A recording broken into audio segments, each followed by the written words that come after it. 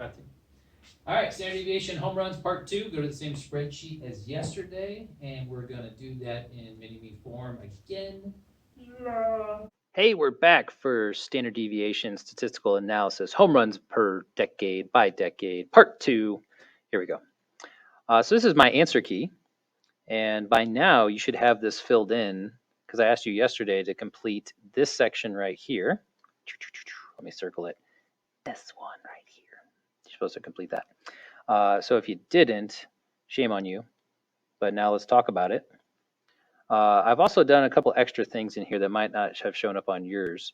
I took out 1994 and I took out 1981 because those were years that they were on strike and they had a shortened season, so therefore weren't allowed to hit as many home runs. Even remember we talked about 94, they still hit a lot, even though it was a shortened season. And then over here, I put in red the answer to the last question that you were supposed to do. So let's go through that. The mean was 25.27. Now, when I first did that, it was a decimal over here because these are decimals. So you just have to change it to a percent by simply clicking percent button. Okay, so you can click on this cell and use that option right there, format as percent. When I did this one as standard deviation, it automatically came in as a percent. I must have formatted that cell already as a percentage, so you probably didn't have to change it. So we have a mean of 25.27 and we have a standard deviation of 8.08. If you rounded either of those, that's okay. I kept them to 2 decimal places because that's just how they came in as operations. Let's go down to the bell-shaped curve. Mean goes in the middle. We add the standard deviation to the right. Remember the trick I showed you by clicking and dragging the little blue square once you've inserted the formula of plus 8.08. You can just do it that way and then minus 8.08 and take it to the left. So this is our data spread, okay? Now from here, the final question is list the 2 years that are 2 standard deviations above the mean. And there's only 2, and they're in 2017 and 2019. If I just take a look right over here, 0.43 or 43% of baseball players hit at least 20 home runs in 2017. That was an all-time high at the time. And notice that that is above 41.43, which is 2 standard deviations above the mean. And then in 2019, just last year, it was 48%, which is borderline 3 standard deviations. You're getting to that point where it's almost 3 away. And I told you that anything that is above 3 is almost a guaranteed outlier. So statistically, this is what statisticians they call that's what they do when they see this kind of stuff. They're like, in the last, let's see, 1960 to 2020 roughly, that's 60 years of baseball. You've got 2 seasons where they are the only two standard deviations above the mean, and they happen in 2 of the last 3 years. Okay, that raises an eyebrow. So the question is why? Why do we see this spike right in here starting in 2016 with 41%, 43%, 37%, 48%, all these dudes hitting home runs? There's actually been evidence to show that they've changed the baseball. Okay, they made it, I don't know, wound tighter, less drag on the ball. Okay, there've been studies have been done on this, and it's been proven that they actually changed the baseball. And the most telling one for me is that they started using the Major League Baseball in the minor leagues in AAA in the Pacific Coast League for like 1 season, and their home runs spiked by like 30 or 40%. It's like, gee, what's the one variable you changed in that equation? Oh, the baseball, is it? Okay. So maybe, gee, just maybe that is one of the causes of this. There could be other things too. Okay, diet, exercise, small ballparks, better bats, things like that. Yeah, okay. The wind was blowing out a lot, but that can't alter. As you can see, we've had the steroid era, and yeah, that bumped up, inflated things, but not to this degree. This has been the most notable change in baseball home run percentage all time. Okay, right here. And I'm sad that baseball is not being played right now. I'd really like to see if these numbers continue, which I'm sure they probably would have this year. Astronomical amount of home runs being hit. I'm sorry, this is the last question. Oh wait, which decade had the most years below the mean? And that would be below 25.2. And the winner is the 1970s. If you take a look at the 1970s, which are outlined right over here, they're in 2 places. You got them there. I'll just take a look over here on the right. Every single value in the 1970s is below the mean, and that's the only decade where that is true. And then you can kind of, so you're coming off a period of boredom, low excitement, not many home runs being hit. The home run just brings people to their feet. It just does. People like it. It's only lasts like 4 or 5 seconds, but man, they just, wow, watching the ball fly out of the yard, that's kind of fun.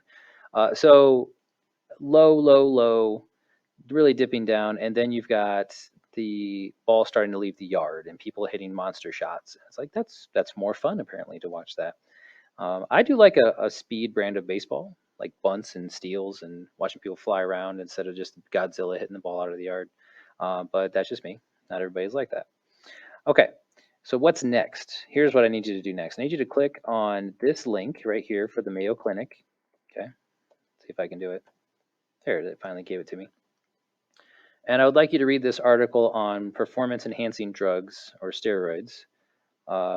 And just to know the risk factors of each. So you're going to learn a little bit about what they're called, like what are anabolic steroids, what are designer steroids, and what is androstenedione, which is the thing Mark McGwire was taking when he broke Roger Maris's record of 61 home runs. He hit 70 that year.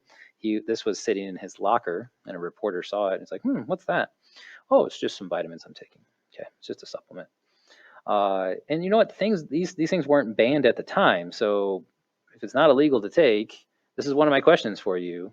Would you take a drug that maybe is illegal, maybe it's not? Okay, but there could be harmful side effects. Would you still take it to possibly earn millions of dollars? And for these guys, the answer is yes. For a lot of them, they're like, yeah, why not? The risk is worth it to them to get the dollars and the fame in order to do it. But I'm showing you this so that you can see the risks, okay? It says here, like, what are the two main effects that testosterone has on the body? And then benefits versus risks. So you take anabolic steroids, of course, there's a benefit to your overall strength and your ability to do things, lift, hit, whatever it is, throw. But there's, of course, there's going to be inherent risk with all these drugs too. And I just want you to write down one benefit and one risk of each of these as you go through them, okay? I want to make you aware of what this can do to your body, and please, please don't do it. You know, like I went through my baseball career without taking anything. I know guys on my team that took stuff in college, high school. I didn't see it happening, but once I got to college, I know there were guys who were on things, and they were alluding to it, or I'd see it just kind of in the shadows, and I was able to stay away from that. Now, if I would have taken stuff, I think if I just took better care of my body in general and ate better, I would have been a better ball player. But I always stayed away from that, and I just had an inherent like thing in me that said, "Don't do it. This is going to be bad for you." And I'm glad I did, and that's my message to you. Okay, any athletes out there? All right, guys, read that, write this down, submit it through Google Classroom. Okay. And that will be it for the lesson and for the practice here. In Desmos, you've got the one question that I just discussed and just your checklist to say, hey, did you do these things? Yeah, that's pretty much it. Thank you for today. Thank you for your attention. Sorry if you're bored. I'm doing my best. I love baseball. Have a good day. Hey, great lesson. Awesome. I thought so. You thought so? Cool. Let's go over there. No messing around today. Here it comes. No one got away from you, huh?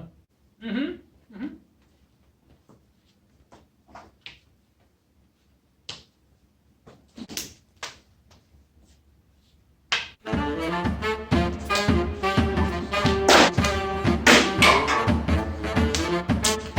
You hit me as many times as you want. I ain't back on the plate.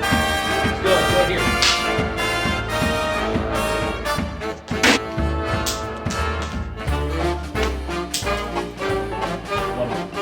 What?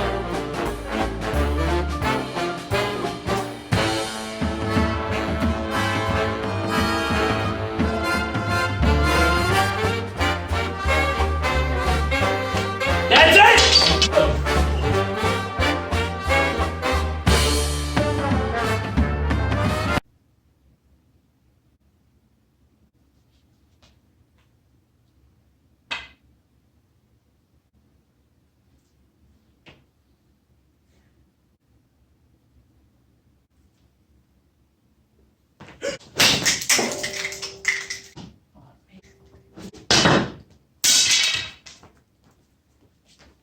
Disqualified.